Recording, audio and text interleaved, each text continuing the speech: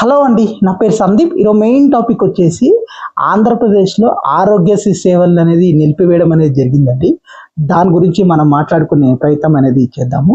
నా ఛానల్ని సబ్స్క్రైబ్ చేయండి అండి. సబ్స్క్రైబ్ చేసుకొని బెల్ ఐకాన్ని యాక్టివేట్ చేసుకోండి. నేను కొత్త వీడియోస్ పెట్టగానే మీకు నోటిఫికేషన్ అనేది వస్తుంది. టాపిక్లోకి వెళ్ళిపోదాం. ఫస్ట్ ఆఫ్ ఆల్, ఏదైతే ఆంధ్రప్రదేశ్లో ఈ ఆరోగ్యశ్రీ సేవలు అనేది మొత్తానికి నిలిపివేయడం అనేది జరిగిందండి ఈ నెట్వర్క్ హాస్పిటల్స్లో.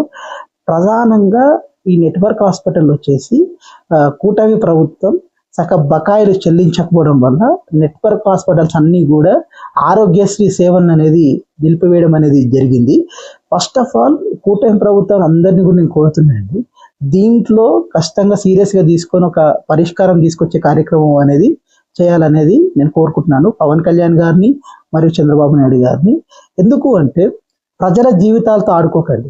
ఎందుకంటే చాలా మంది ఇప్పుడు 20 రోజులు అవుతుంది ఈ నెట్వర్క్ హాస్పిటల్లో ఆరోగ్యశ్రీ సేవలు అనేది నిలిపివేయడం అనేది జరుగుతుంది 20 రోజుల నుంచి. దానివల్ల ఎంతో మంది పేషెంట్స్ చచ్చిపోవడం అనేది జరగవచ్చు, లేకపోతే ఈ డిసీజెస్తో బాధపడే కార్యక్రమం అనేది కూడా జరిగే అవకాశం అనేది ఎక్కువగా ఉంటుంది. ఒకసారి మానవత్వంతో ఆలోచించి దీన్ని వెంబడే రిజాల్వ్ చేయమని నేను అయితే కూటమి ప్రభుత్వం అందరినీ కూడా కోరుతున్నాను. ఎందుకంటే ప్రజలు చాలా ఇబ్బంది పడే కార్యక్రమం అనేది ఎక్కువగా జరుగుతుంది. ఇప్పుడు ఏదైనా పెద్ద జబ్బు వస్తేనే నెట్వర్క్ హాస్పిటల్లో పోయే కార్యక్రమం ఉంటుంది తప్ప చిన్న జబ్బులు వస్తే నెట్వర్క్ హాస్పిటల్లో పోయే కార్యక్రమం ఉండదు కదా జనరల్గా అయితే. అంటే పెద్ద పెద్ద ఆపరేషన్స్ ఇవన్నీ చేయడానికే నెట్వర్క్ హాస్పిటల్లో జనరల్గా పోతారు. ఇప్పుడు గత 20 రోజుల నుంచి ఈ ఇబ్బంది ఉంటే ఒక మీడియాలో అండి ఒక వార్త రాయలేదండి. సిగ్గుపడాల్సింది పోయి నీచ జర్నలిజం చేస్తుంది కొంతమందికి. ఎందుకంటే ఒక వార్త రాయకపోవడం ఏంటండి ఇంత పెద్ద ఇష్యూ. అంటే ప్రజలు చచ్చిపోతున్నారు, కనీసం ఒక వార్త రాయడానికి సిగ్గులేని ఈ మీడియా అందరికి కూడా నేను చెప్తున్నాను. ఎందుకంటే కనీసం సిగ్గని ఉండాలండి. ఒక నీచ జర్నలిజం చేస్తున్నామా, ఒక జర్నలిజం చేస్తున్నామా, ఏం చేస్తున్నామా ఒకసారి మనం ఆలోచించుకోవాల్సిన అవసరం ఉంది. కనీసం వార్త రాయరా అండి? కనీసం దాని గురించి ఒక డిబేట్ అయినా పెట్టరా అండి? ఒక ప్రజల్లో చర్చ కూడా చేయనీయరా? చెప్పండి. అంటే ఇంత నీచానికి మనం దిగజారుతున్నామా అని ఒకసారి ఆలోచించమని నేను కోరుతున్నాను ఆ మీడియా వాళ్ళందరికీ కూడా. ఇంకొక విషయాన్ని కూడా చెప్తున్నాను, ఏదైతే ఇప్పుడు కొత్తది ఏదో ఇన్సూరెన్స్ అనేది తీసుకొచ్చే కార్యక్రమం అనేది ఎక్కువ జరుగుతుంది అనేది కూటమి ప్రభుత్వం ప్రకటించింది. నేను ఫస్ట్ ఆఫ్ ఆల్ నా అభిప్రాయం వచ్చేసి ఈ ఇన్సూరెన్స్ అనేది వేస్ట్ అండి. ఎందుకంటే ఇన్సూరెన్స్ వల్ల ఎవరైతే ప్రైవేట్ వ్యక్తులకి అయితే ఆ ఇన్సూరెన్స్ కంపెనీకి బెనిఫిట్ జరిగే కార్యక్రమం ఉంటుంది. ఈ ఆరోగ్యశ్రీ అనేది ఇక్కడ ఏదైతే సాచురేషన్ కాన్సెప్ట్స్లో వెళ్ళే కార్యక్రమం ఉంటుంది తప్ప, ఎందుకంటే ఆరోగ్యశ్రీలో మీకు డబ్బులు అనేది ఇప్పుడు ఇంత లిమిట్ ఉంది అనుకో, అంత లిమిట్ వరకు అది పెట్టుకునే అవకాశం ఉంటుంది. అదే ఇన్సూరెన్స్లో అయితే ఆ లిమిట్ ఆప్షన్ అనేది ఉండదు. ఇప్పుడు ఎగ్జాంపుల్ చెప్తున్నా, ఇన్సూరెన్స్లో అయితే ఏదైతే ఇప్పుడు నువ్వు ఒక 10 లక్షల రూపాయలు ఒక ఇన్సూరెన్స్ చేసుకున్నావు, ఒక ఫ్యామిలీకి చేసుకున్నావు, వాడు ఏం చేస్తాడు నెక్స్ట్ ఒక ఫ్యామిలీలో ఒక వ్యక్తికి ఏదో ప్రాబ్లం అనేది జరిగే అవకాశం అనేది ఉంటుంది. వాడు ఏం చేస్తాడు, ఇప్పుడు నువ్వు ఒక హాస్పిటల్ పోతావు, నెట్వర్క్ హాస్పిటల్ పోయినప్పుడు ఆ క్లెయిమ్ని నువ్వు ఒక 4 లక్షలు అయింది అనుకోండి, ఆ క్లెయిమ్ చేయాలనుకుంటే వాడు ఏమంటాడు తెలుసా, మీకు లిమిటెడ్ అమౌంట్ అనేది ఇచ్చే కార్యక్రమం ఉంటుంది. వాడు ఏం చెప్తాడు దానికి, సార్ నేను రూమ్ రెంట్ మా పాలసీ ప్రకారంగా ఇంతే కట్టాలి సార్ అని చెప్తాడు. రెండో పాయింట్ ఏంది, ఐసీయూ అని ఒకటి ఉంటుంది. దాంట్లో వాడు ఏం చేస్తాడు, మేము ఇంతవరకే పేమెంట్ చేయాలని ఒక రూల్స్ అండ్ రెగ్యులేషన్స్ ఉన్నాయి సార్, మీరు అప్పుడు చదువుకోలేదు, మీరు సంతకం పెట్టేశారు, ఇంకా చాలా ఉంటాయి దీంట్లో, నేను 2-3 ఎగ్జాంపుల్ చెప్తున్నాను అంతే, ఇవన్నీ ఉంటాయి, మీరు చదువుకోలేదు అని చెప్తాడు వాళ్ళు లాస్ట్కి.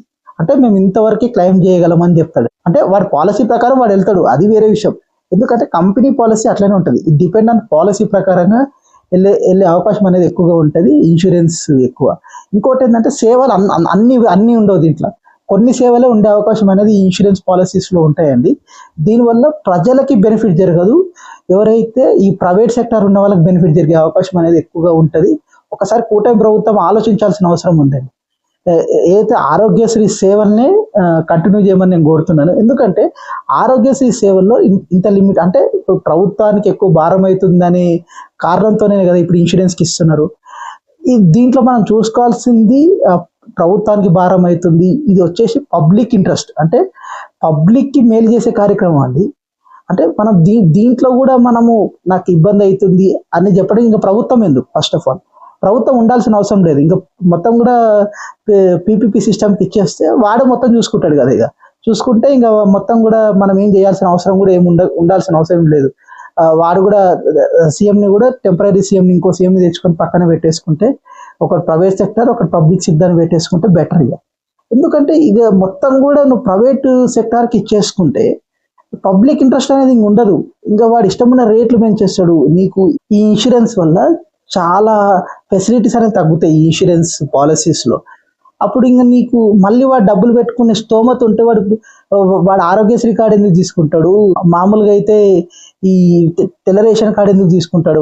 వాడికి అవసరం లేదు కదా. ఇప్పుడు మనం దీనికి ఇచ్చేసి వాళ్ళు చూసుకుంటారు అని చెప్పేసి ఆరోగ్యశ్రీని తీసేయడం అనేది కరెక్ట్ పద్ధతి కాదు. ప్లస్ ఆరోగ్యశ్రీని కంటిన్యూ చేసేసి ఏదైతే అమౌంట్ని వాళ్ళకి పేమెంట్ చేస్తే బెటర్గా ఉంటుందని నాకు అనిపిస్తుంది.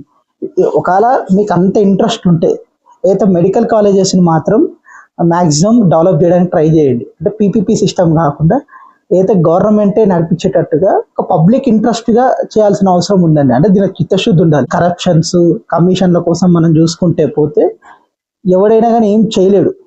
ఇది మెయిన్గా జరిగే అవకాశం ఉంటుంది. కాబట్టి ప్రజలందరికీ కూడా నేను చెప్పే కార్యక్రమం ఏంటంటే ఇవన్నీ కూడా మీరందరికీ కూడా తెలవాలని నేను ఈ విషయాన్ని చెప్తున్నాను. ప్రజలు కూడా ఆలోచించాల్సిన అవసరం ఉందండి. ఎందుకంటే ఇలాంటి దుర్మార్గాలు చేస్తున్న ఈ కూటమి ప్రభుత్వం అందరూ కూడా ఈ దుర్మార్గాన్ని ఆపాల్సిన అవసరం అనేది ఎంతో ఉంది. ఇంకో విషయాన్ని కూడా నేను చెప్తున్నాను. ఈ నెట్వర్క్ హాస్పిటల్స్లో చాలా ప్రాబ్లమ్స్ అనేవి ఉన్నాయి. అంటే పేమెంట్స్ చక్కగా చేయట్లేరు ఏదో గవర్నమెంట్ అనేది. 300 కోట్ల రూపాయలు అవుతుంది ఏదైతే ఈ ఆరోగ్యశ్రీకి నెలకి. అది కూడా పేమెంట్ చక్కగా చేయనప్పుడు ఇప్పుడు నెక్స్ట్ ఇన్సూరెన్స్ ఉంటుంది. ఇన్సూరెన్స్లో వీళ్ళు పేమెంట్ ఎలా చక్కగా చేస్తారు? ఫస్ట్ ఆఫ్ ఆల్ అక్కడ బకాయిలు పెట్టే కార్యక్రమం ఉంటుంది. అక్కడ మొత్తానికి ఇది నాశనం చేయాలని చూస్తున్నారు ఈ కూటమి ప్రభుత్వం అందరూ కూడా. ఒకసారి ప్రజలందరూ కూడా గమనించాలని నేను కోరుతున్నాను. దీన్ని అయితే నేను పూర్తిగా కూడా వ్యతిరేకిస్తున్నాను. ఎందుకంటే ప్రజలకి మేలు జరిగే దాని లేనప్పుడు ప్రభుత్వం ఎందుకు అనేది కూడా ఉంటుందండి. ఎందుకంటే మనం అందరం కూడా వచ్చింది ఏంది? ప్రజలకు మేలు చేసే కార్యక్రమం. దీనిలో ప్రజలకి ఏడా మేలు జరుగుతుందండి? ప్రజలు మేలు జరిగే కార్యక్రమం లేదు కాబట్టి నేను చెప్తున్నాను. దయచేసి ఈ నెట్వర్క్ హాస్పిటల్స్కి యుద్ధ ప్రాతిపదికన మొత్తం కూడా క్లియర్ చేసి ఆ నెట్వర్క్ హాస్పిటల్ నడిపించే కార్యక్రమం చేయమని నేను కోరుతున్నాను. ఎందుకంటే ప్రజల జీవితాలతో ఆడుకోకండి. అంటే ఇప్పుడు చాలా మంది లైఫ్స్ అనేది ఇప్పుడు థ్రెడ్స్లో ఉంది. దయచేసి ఆ నెట్వర్క్ హాస్పిటల్స్ మొత్తం కూడా రిజాల్వ్ చేసే కార్యక్రమం చేయమని ప్రభుత్వాన్ని కోరుకుంటున్నాను. ఇదే అండి నా ఇన్ఫర్మేషన్. కానీ మీకు నచ్చినట్టయితే నా ఛానల్ని సబ్స్క్రైబ్ చేయండి. సబ్స్క్రైబ్ చేసుకొని బెల్ ఐకాన్ని యాక్టివేట్ చేసుకోండి. కొత్త వీడియోస్ పెట్టగానే మీకు నోటిఫికేషన్ అనేది వస్తుంది.